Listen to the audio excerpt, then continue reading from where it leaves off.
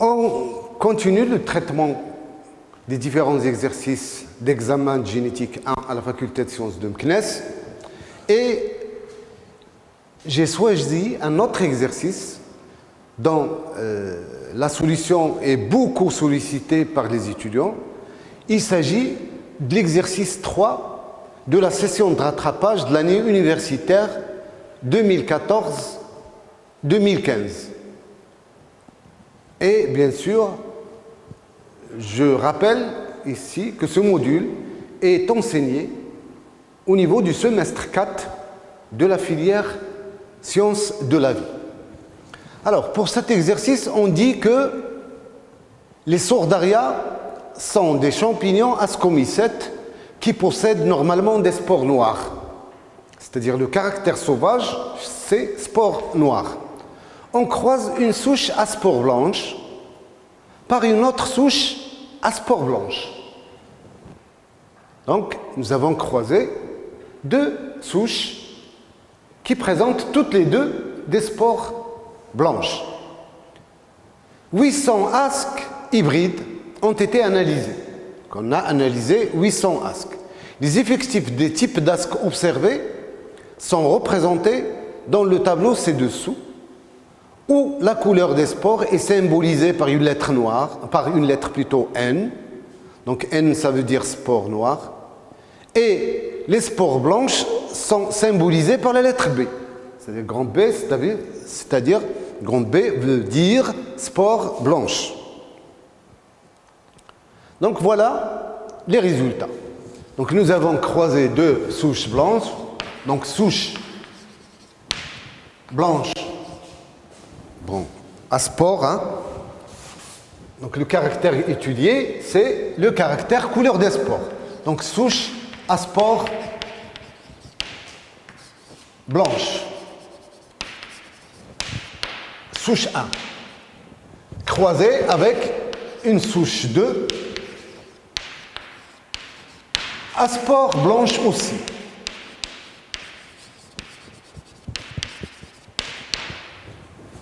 Donc, c'est-à-dire B croisé avec B. Au niveau de la descendance, on a obtenu ces différents types d'asques. Vous avez ici les types d'asques de 1 jusqu'à 11. Et vous avez les différentes spores que contient chaque type d'asque. Par exemple, les asques de type 1, ils contiennent la première spore qui est B, blanche, donc la deuxième blanche, la troisième elle est noire et la quatrième elle est noire. Voilà. La même chose pour les autres, donc vous avez les différentes spores que contiennent les différents types d'asques. Et ici, vous avez les effectifs des différents types d'asques. Par exemple, pour ces asques de type 1, il y en a au niveau de la descendance 144. Les asques de type 2, 144 aussi. Pour les asques de type 3, il y a un seul. Un seul pour le type d'asque 4, ainsi de suite. Donc ici, vous avez les effectifs des différents types d'asques. La première question, comment interpréter ces résultats? C'est-à-dire comment ces résultats-là ont été obtenus. Donc il faut expliquer comment ce croisement a donné cette descendance-là. Donc la première chose pour laquelle il faut répondre, combien de gènes sont impliqués pour le contrôle de ce caractère-là, c'est-à-dire le contrôle de la couleur des spores chez ce champignon-là. Pour cela, donc, nous devons déterminer l'effectif des spores blanches et l'effectif des spores noires et voir on a quel type de ségrégation. Est-ce qu'on a une ségrégation 1-1, c'est-à-dire 50% des spores noires et 50% des spores blanches? Dans ce cas, on va donc dire que le caractère couleur des spores chez ce champignon est contrôlé par un seul couple d'allèles. Alors que si nous avons une ségrégation 3-1, c'est-à-dire 3/4 de spores d'une couleur et 1/4 de spores de l'autre couleur, là, on va conclure que nous avons l'intervention ou bien la mise en jeu de deux couples d'allèles qui sont indépendants. Donc, selon le type de ségrégation qu'on va déterminer, on va donc déduire combien de gènes sont impliqués dans ce croisement-là. Alors, on calcule l'effectif des différents types de spores, des spores blanches et des spores noires. Je commence par les spores blanches. Donc, l'effectif des spores blanches, ici, pour ces 144 asques, j'ai deux spores blanches. Donc, c'est 144. Donc, nombre de spores blanches. Elle est égale à 144 fois 2. Parce que ici, j'ai deux spores blanches. Donc, en parallèle, on va calculer aussi le nombre de spores noirs. Donc, pour les noirs, j'ai aussi 144 fois 2.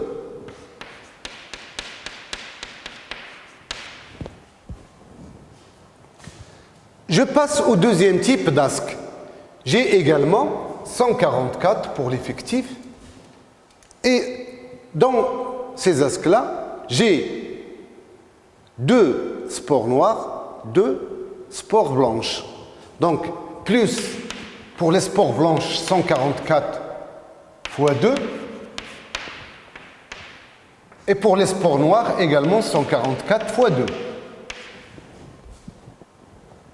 Et on passe au troisième type. Là aussi, nous avons deux spores blanches et deux spores noires. Pour le troisième type, plutôt le quatrième, j'ai deux spores blanches et deux spores noires. Pour le cinquième, deux spores blanches, deux spores noires. Et pour le sixième.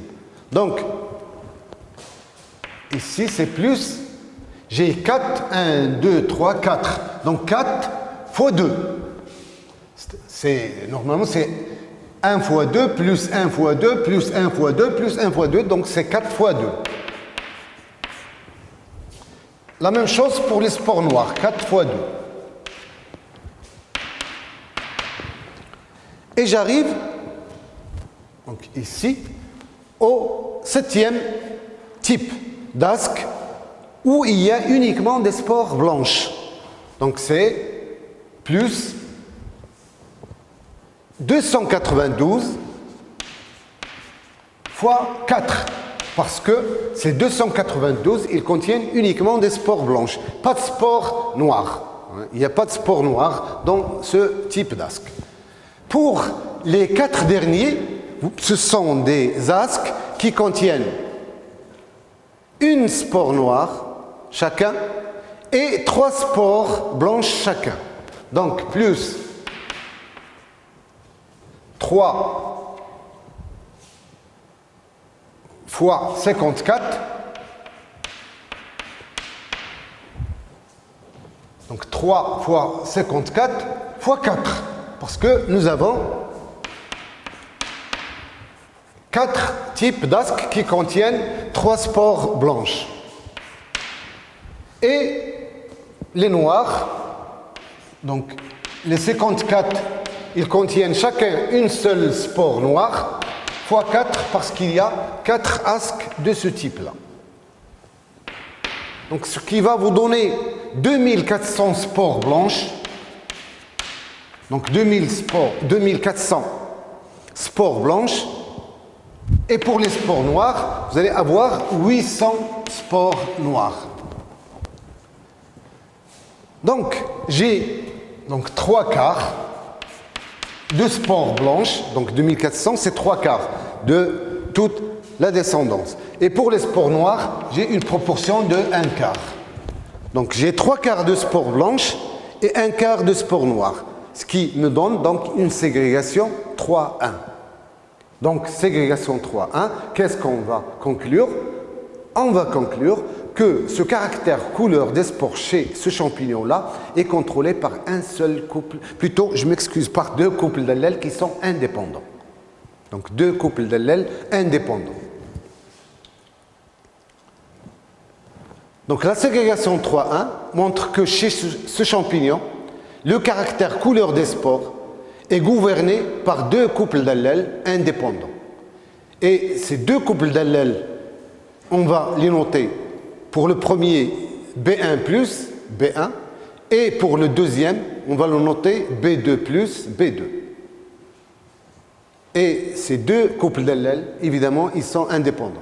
Les génotypes des deux souches mutantes à spores blanches croisées sont les suivants.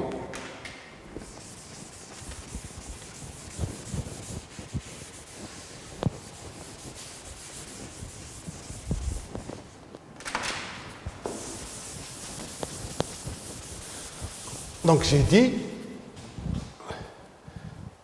on va donner maintenant les génotypes des différentes souches croisées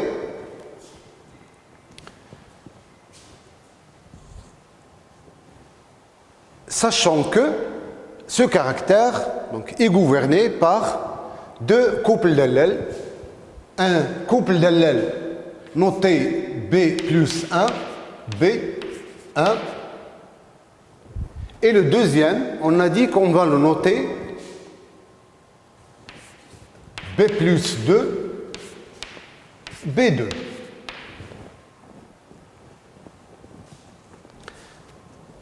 Les deux souches ont le même phénotype, couleur blanche. S'ils avaient les mêmes génotypes, vous n'allez pas avoir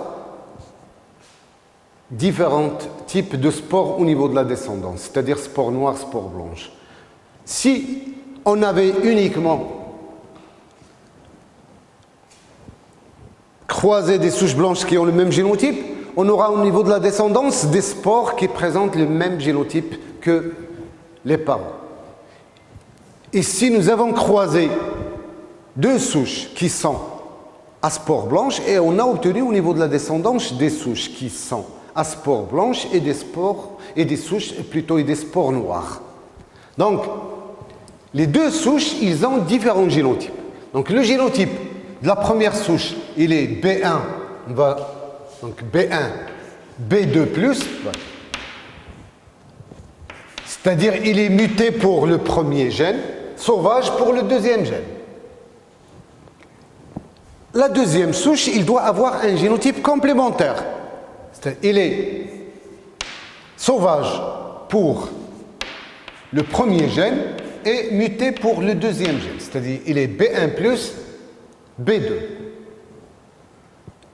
Évidemment, les deux souches ont des spores blanches.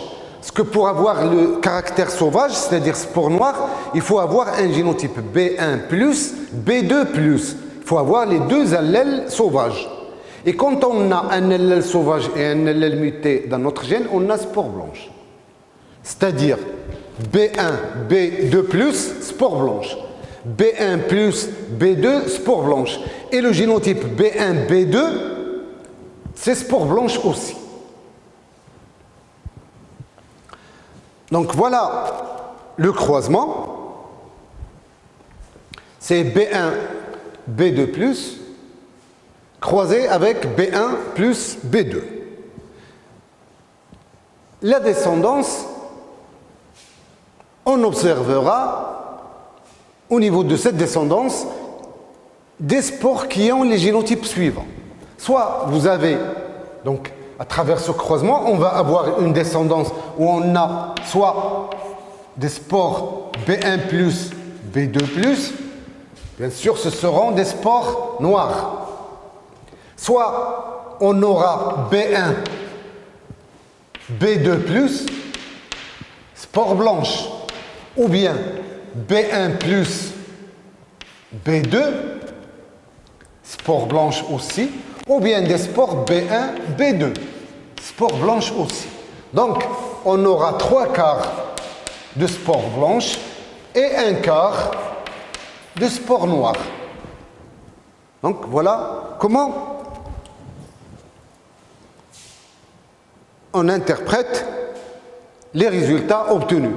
Parce que, donc, si on travaille avec des spores en vrac, c'est-à-dire on travaille avec toutes les spores de la descendance, nous avons au total 2400 plus 800, ça fait 3200 spores. Parmi ces 3200 spores, vous avez 3/4 qui sont blanches et 1/4 qui sont noires.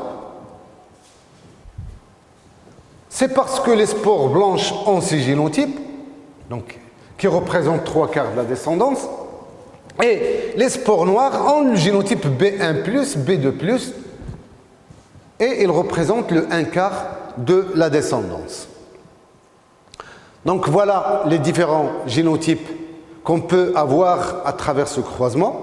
Donc les 4 types de génotypes qu'on peut avoir, ce sont ces génotypes-là. Donc comme j'ai dit ici, 3 génotypes présentent phénotype spore blanche, ces 3-là.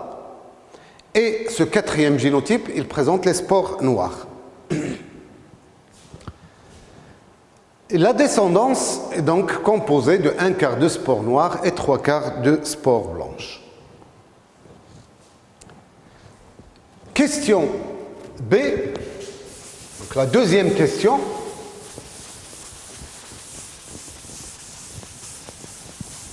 Dans cette question, donc, on demande d'expliquer par des schémas l'origine des différents types d'asques.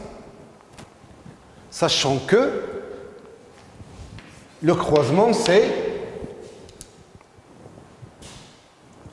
B1, B2+, croisé avec B1+, B2. Donc, expliquons par un schéma comment on a obtenu ces différentes tétrades-là. Et je vais commencer par la tétrade 1. Donc, vous avez un chromosome qui porte l'allèle B1. Son homologue, il porte l'allèle B1+. Donc, je vais donner tout d'abord les génotypes des parents, expliquer, et après, je vais arriver au génotype du zygote qui va subir la méiose pour nous donner l'une de ces tétrades-là, selon les différents événements qui vont se dérouler au cours de la méiose. Donc, vous avez le premier chromosome qui porte B1 et vous avez un autre chromosome qui porte B2+. Donc, l'allèle B2+. Ici, vous avez ce chromosome, le premier qui porte l'allèle B1+, et le deuxième chromosome, ce chromosome-là, ce ne sont pas des chromosomes homologues, c'est pour cela que je les représente un peu différemment. Celui-là un peu plus long, celui-là un peu plus court, pour dire qu'il s'agit d'un autre chromosome, donc qui porte un autre gène. Parce qu'on a dit que les deux gènes sont indépendants. Donc chacun est porté par un chromosome. Donc ici, c'est l'allèle B2. Au niveau de ce chromosome, chez cette souche, le même chromosome porte l'allèle B2+. Le zygote qui va subir la méiose, c'est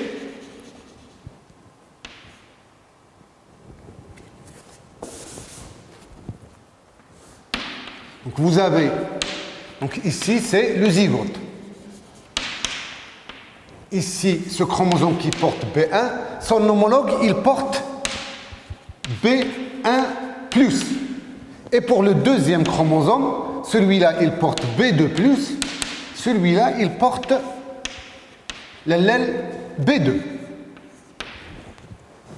Vous allez avoir donc la méiose, donc le dédoublement des chromatides. Ce qui va nous donner des chromosomes bichromatidiens. B1+, là, B1+, là. Ici, pour le deuxième gène, plutôt le deuxième chromosome, on va avoir B2+, B2+, ici B2, B2. Dans le cas où il n'y a pas de crocine ovaire et on a cette disposition-là, vous allez avoir les différents génotypes. B1, B2+, B1, B2+, B1, B2. Et là aussi, non, ici, je m'excuse, c'est B1+, B1+, B2. B1 plus B2. Et là aussi, B1 plus B2. Donc, le type d'asque qu'on va avoir ici. Ici, c'est une spore blanche. Et là, pour génotype B1, B2+, spore blanche. Ici, c'est une spore blanche aussi. B1, B2+. Ici, B1, B2, c'est une spore blanche. Et là aussi, c'est une spore blanche. Donc ici, ce que j'ai expliqué, c'est l'obtention de ces... Voilà, de ces tétrades. De type 7, les 292. Ce sont des tétrades obtenus suite à ce mécanisme. Donc ici, ce sont les tétrades de type 7. Le type 7. Donc voilà pour ces tétrades. Si, maintenant, donc on inverse, c'est-à-dire je vais mettre B2 en haut et B2+ en bas.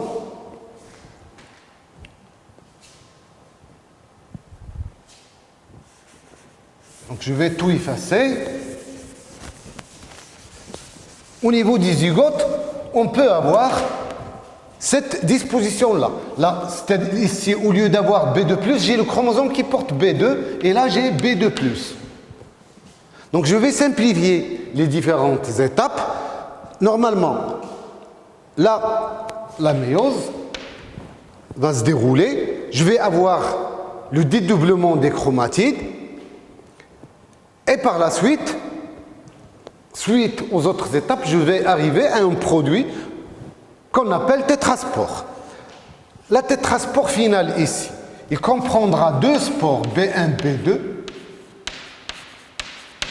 parce que ici il va y avoir dédoublement des chromatides, donc je vais avoir B1, B2. Et bien sûr, ici ce sont des cas où il n'y a pas de crocino vert. Et là, je vais avoir B1 plus B2 plus, et comme les chromatides sont dédoublées, je vais avoir une autre spore aussi B1 plus, B2 plus. Donc là, qu'est-ce que je vais avoir? Donc deux spores noires, donc NN, blanches, je m'excuse, blanches, parce qu'ils ont les génotypes B1, B2, donc blanches, B1, B2 blanches, B1 plus, B2 plus, donc c'est là ils sont noirs. Et là aussi, ils sont noirs. Et là, qu'est-ce que j'ai expliqué? J'ai expliqué ce type, le premier type, voilà, le premier type, les 144. Donc type 1.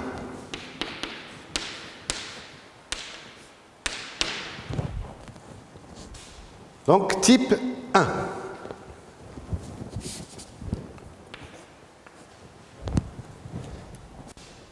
Donc ce sont des tétrades qui contiennent deux spores blanches, puis deux spores noires. Deux spores noires. Donc voilà, j'ai expliqué maintenant les tétrades 7 et les tétrades de type 1. Donc ces tétrades-là, cette tétrade, par exemple, donc il contient, rappelez-vous, le croisement, c'est B1, B2+, B1+, B2. Donc ces spores-là, ce sont des spores parentales. B1, B2+, c'est une spore parentale, et B1+, B2, c'est également une spore parentale. Les spores recombinés, ils auront pour génotype B1+, B2+, et B1, B2. Parce que ce sont des choses dont vous aurez besoin pour répondre à la troisième question. On le verra par la suite. Donc, j'arrive à l'explication donc de ce type 2. Donc là, je vais inverser uniquement. Donc pour avoir, donc je vais mettre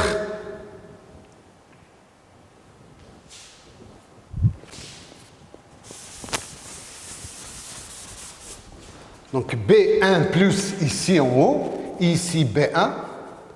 Et de même ici, B2 plus, ici B2. Donc, cette disposition-là, il me donnera des spores B1, B2 plus, en double, parce qu'il y aura des doublements des chromatides. Et ici, B1, B2, B1, B2. Donc là, j'aurai des spores noirs, aussi noirs. Celle-là, elle est blanche et celle-là, elle est blanche. Donc c'est le type 2. Le type 2. Ce type-là. 2 spores noirs, 2 spores blanches.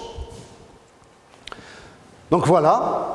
En plus de type 7 et de type 1, on a expliqué le type 2 et ce sont donc ces asques-là, ce sont des asques qui sont obtenus sans aucun crocinover.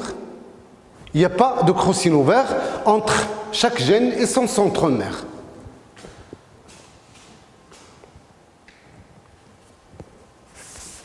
Troisième type de tétrade. Donc, il y a une spore noire en haut. Donc là, il va y avoir des crocinovers. Pour expliquer cette tétrade-là, il va y avoir des crocinovers. Donc, ici, c'est B1 plus, donc dédoublement des chromatides. Là, B1, B1. Là, donc j'ai B2 plus, B2 plus. Ici, B2, B2. Alors, pour avoir, je peux avoir par exemple donc un crocinover ici. Donc, ce qui va me donner, et de même, bon, je vais aussi avoir, donc ici, ce ne sera pas cette tétrade, donc un crocinover ici, ça me donnera donc une tétrade qui va contenir une spore noire, B1 plus, B2 plus, une spore blanche, B1, B2, puis blanche et puis blanche. C'est-à-dire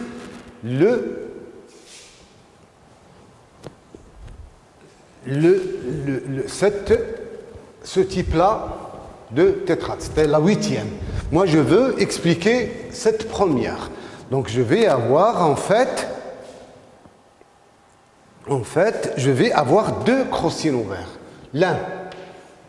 Donc, je dois avoir ici en bas des spores noirs. Donc, je vais avoir 2 crocinovers. L'un entre B1 et le centromère, et l'autre entre B2 et le centromère. Voilà. Donc, cette disposition-là, qu'est-ce qu'il va me donner comme tétrade? Je vais avoir B1 plus, B2 plus, donc B1 plus, B2 plus, B1 plus, mais ici, il y a le crocinover, donc j'aurai ici B1, B1, et ici, B2, donc B1, B2. Là, je vais avoir B1 et B2. Et là, je vais avoir B1 plus, parce qu'il y a crocinover, donc B1 plus va être en 4e position. Et B2 plus aussi, ici. Donc, j'ai une spore noire, spore blanche, spore noire. Donc, N, B, B, N. C'est évidemment cette tétrade de type 3. Donc, ces tétrades-là aussi, ils doivent être expliqués par 2 crocinovers. L'un entre B1 et le centromère, et l'autre entre B2 et le centromère. Donc, ça nous donnera toujours donc, 2 types de spores blanches et 2 spores noires.